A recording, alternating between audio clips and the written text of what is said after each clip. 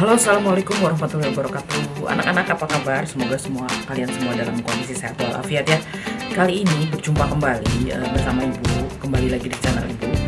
Ibu akan membahas lanjutan dari pembelajaran yang sudah kita laksanakan kemarin ya. Kemarin kita sudah melaksanakan di tema 7, subtema 1 di pembelajaran 1. Kita kali ini akan masuki ke pembelajaran kedua, oke?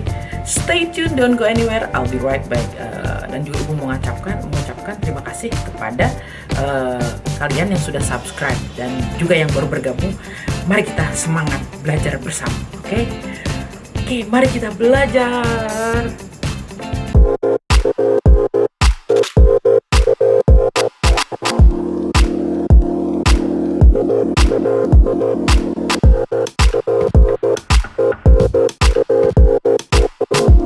Ya anak-anak, tidak perlu berlama-lama. Kali ini kita akan memasuki ke tema 7 pembelajaran subtema 1 di pembelajaran 2. Kali ini kita akan langsung langsung di halaman 18.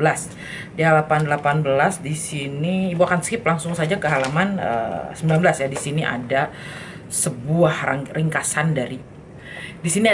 dari peristiwa-peristiwa pada masa pemerintahan kolonial Inggris. Mari kita baca bersama-sama ya.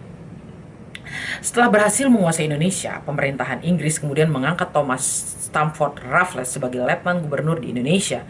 Raffles memulai tugasnya pada tanggal 19 Oktober 1811. Kebijakan di bidang ilmu pengetahuan, ada apa saja yang sudah dicanangkan oleh Thomas Stamford Raffles. Biasanya pakai Sir ya. Sir Thomas Stamford Raffles ya. Maaf bila pengucapan Ibu ada yang salah ya. Pertama, kebijakan yang sudah dibuatnya mengundang ahli pengetahuan dari luar negeri untuk mengadakan berbagai penelitian ilmiah di Indonesia. Yang kedua, Raffles bersama Arnoldi berhasil menemukan bunga bangkai sebagai bunga raksasa dan terbesar di dunia.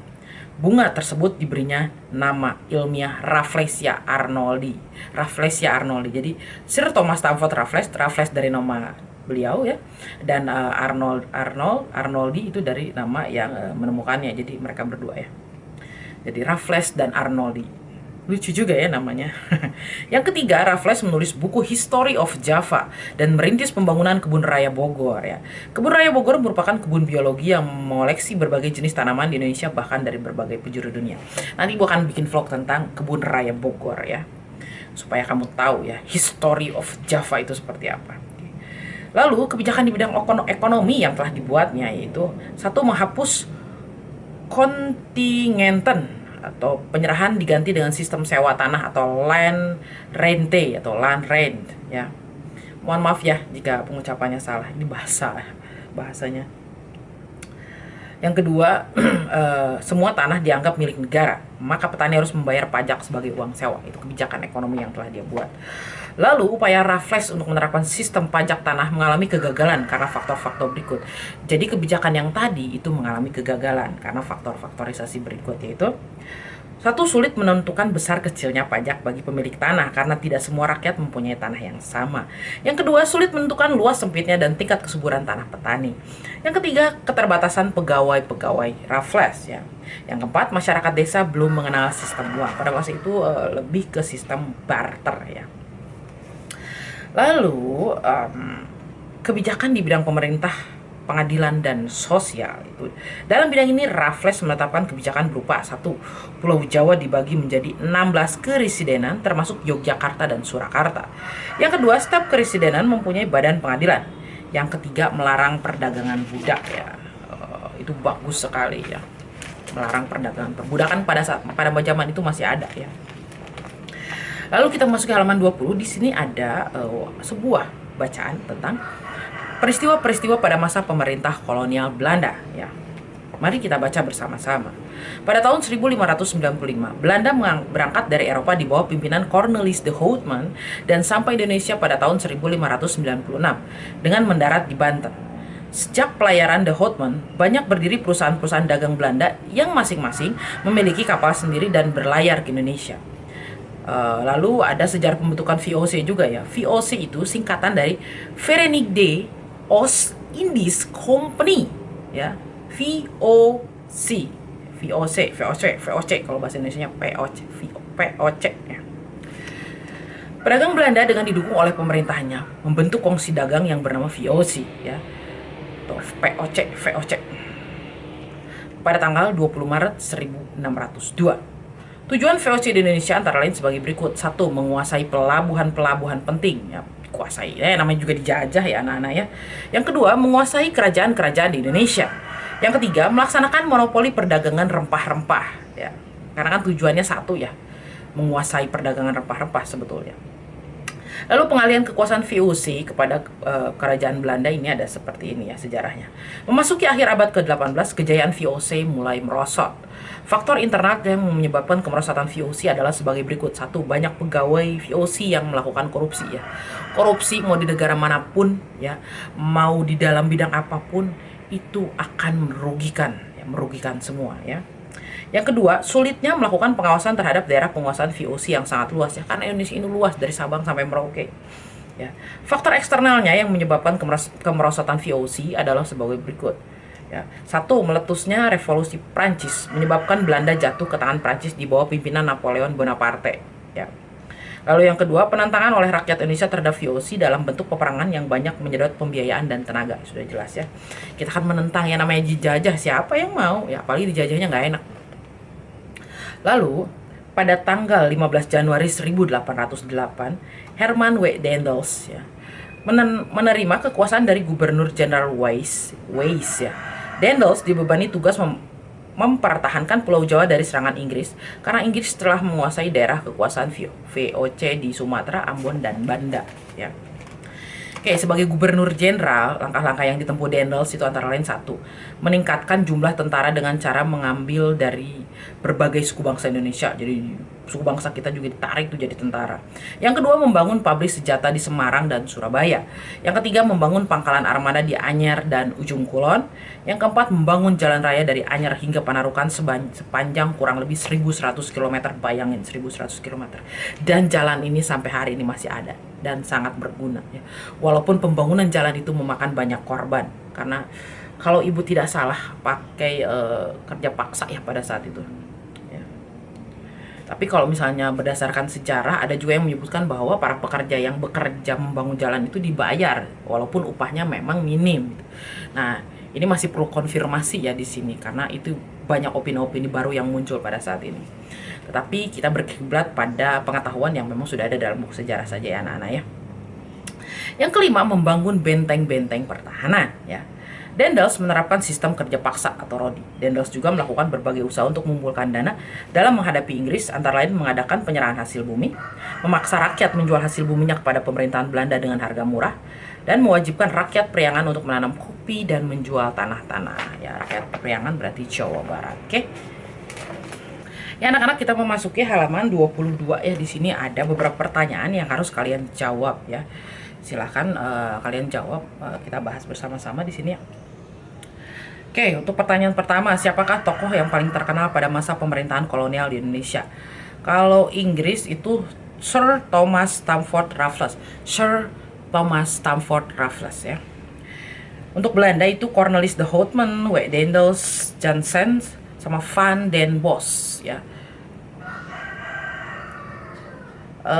Di manakah daerah kekuasaannya? Kalau Inggris itu di daerah kekuasaan VOC itu di daerah kekuasaan VOC di Sumatera, Ambon, dan Banda yang pada saat itu diduduk oleh Inggris ya, yang diperangi.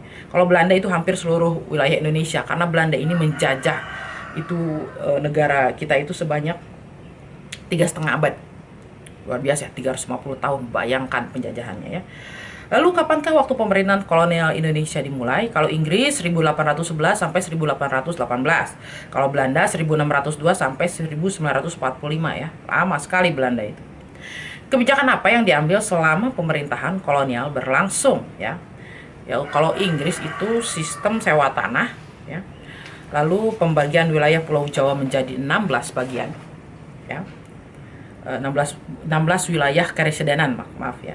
Lalu ada kerja rodi. Kalau Belanda, penyerahan hasil bumi, tanam paksa, undang-undang agraria, dan kerja rodi ya. Lalu bagaimana kondisi rakyat pada masa pemerintahan kolonial? 1, kalau Inggris ya udah jelas sangat menderita ya, dan Belanda juga, kita juga menderita juga, sama-sama menderita ya. Lalu kita memasuki halaman selanjutnya ya. Untuk halaman 23 Ibu tidak akan baca. Ya, kita akan masuki halaman 24 ya, langsung saja. Untuk halaman 23 Ibu akan skip. Di sini ada sebuah wacana tentang perubahan wujud benda. Mari kita baca bersama-sama. Benda-benda di sekitar kita memiliki sifat dan ciri yang unik. Dengan memahami sifat-sifat benda, kita dapat mempelajari fenomena alam yang terjadi di sekitar kita dengan baik. Dengan memahami sifat benda, kamu tahu apa yang akan kamu lakukan ketika kamu berada di sungai, di laut, atau di danau. Dengan mengetahui sifat benda, kamu tahu apa yang akan kamu lakukan untuk mengubah bentuk-bentuk benda tersebut ya. Bentuk benda-benda tersebut. Itu ada suara ayam. Ibu melakukan vlog ini di saat subuh ya anak-anak. Lihat masih gelap di belakang. Ya. Ya ini juga Bu belum mandi. Gak apa-apa, Ibu buat konten untuk kalian. Tapi sholat sudah. Harus sholat itu wajib ya.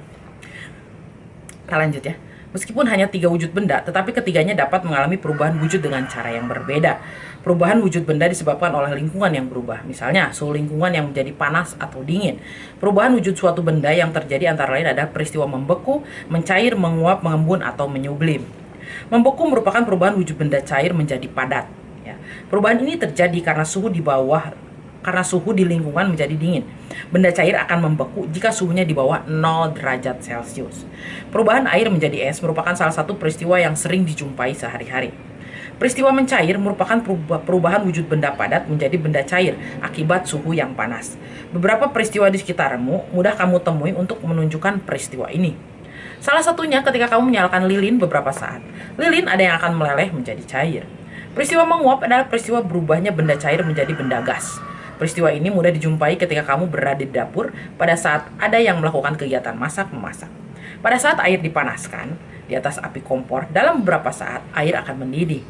Peristiwa mendidih adalah contoh terjadinya penguapan atau perubahan dari benda cair ke gas, dan pada saat yang sama terjadinya pengurangan volume air. Itu dia wacana yang sudah kita baca bersama-sama ya anak-anak. Mari kita langsung jawab pertanyaan pertama ya di sini. Ya. Pertanyaan pertama, jelaskan perbedaan peristiwa membeku dan mencair ya. Kalau membeku dari benda cair menjadi benda padat. Kalau mencair dari benda padat menjadi benda cair ya. Sudah sangat jelas, itu clear sekali. Yang kedua, jelaskan perbedaan peristiwa membeku dan menguap. Kalau membeku dari benda cair menjadi benda padat. Kalau menguap dari benda cair menjadi benda gas. Oke. Lalu, pertanyaan ketiga, jelaskan perbedaan peristiwa mencair dan menguap. Mencair dari benda padat menjadi benda cair. Menguap dari benda cair menjadi gas. Ya.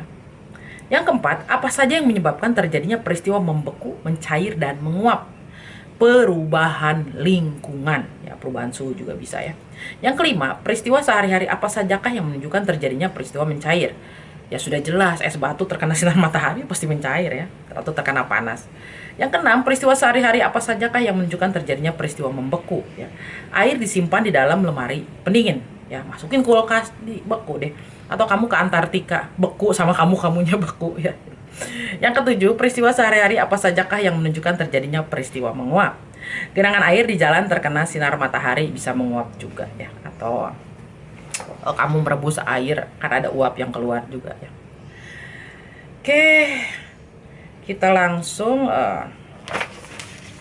memasuki halaman 26. 26 ini membuat poster, Ibu tidak akan menerangkan ya. Nanti Bapak Ibu guru kamu yang akan menerangkan.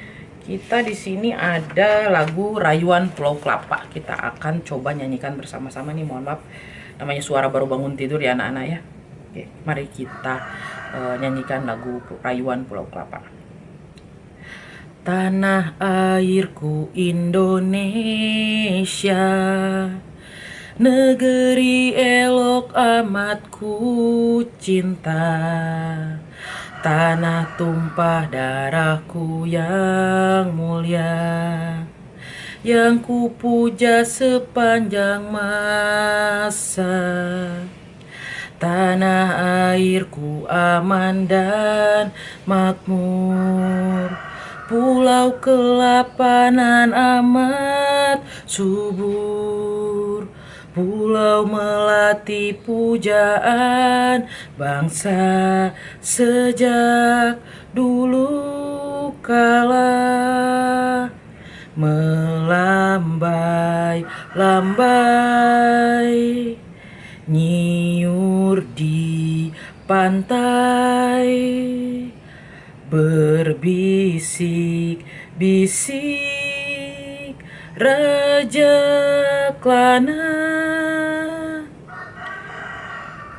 memuja pulau nan indah permai tanah airku Indonesia. Itu dia lagu Rayuan Pulau Kelapa ya. Suaranya nggak bisa kenceng-kenceng karena ini masih pagi subuh baru bangun tidur ya. Coba kita baca ininya, notasinya coba ya. Sol sol sol sol mi fa sol la sol do do do do do si la si sol fa fa fa fa fa re mi fa sol fa fa si si si si do si la sol. Itu dia lah, sedikit aja. Oh maaf kalau ada yang salah ya. Seperti itu notasi angkanya ya. Lagu Rayuan Pulau Kelapa ini diciptakan oleh Ismail Marzuki ya. Di sini adalah lagu Rayuan Pulau Kelapa ini adalah salah satu lagu wajib nasional ya. Lagu wajib adalah lagu yang wajib untuk dipelajari oleh siswa dalam rangka menanamkan rasa cinta tanah air, menghargai jasa pahlawan, dan membakar semangat perjuangan agar selalu menyala. Ciri-ciri lagu wajib itu antara lain sebagai berikut. 1. Lirik lagu wajib bertujuan untuk menanamkan sikap cinta tanah air, kepahlawanan, nasionalisme, serta rela berkorban demi bangsa dan negara. Biasanya lagu wajib menggunakan irama penuh semangat dan berupa himne. Ini back soundnya suara kokok ayam. Lalu yang ketiga, lagu-lagu wajib diajarkan, dipelajari, dan dihayati sesuai dengan maksud dan tujuan yang terkandung di dalamnya. Lalu di sini ada ayo berlatih, jelaskan isi lagu Rayuan Pulau Kelapa dengan kata-katamu sendiri. Tuliskan dalam bahasa Indonesia yang baik dan benar. Perhatikan penggunaan kata-kata baku, perhatikan pula penggunaan tanda baca yang benar. Tuliskan dalam kotak berikut. Mari kita jawab anak-anak ya.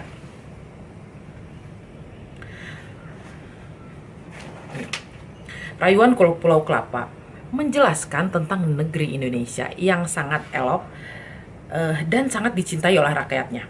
Harapannya akan selalu menjadi negeri yang akan tetap dipuja-puja selalu sepanjang masa ya. Indonesia adalah negeri yang aman dan makmur. Negerinya dikenal dengan nama Pulau Kelapa yang amat subur ya.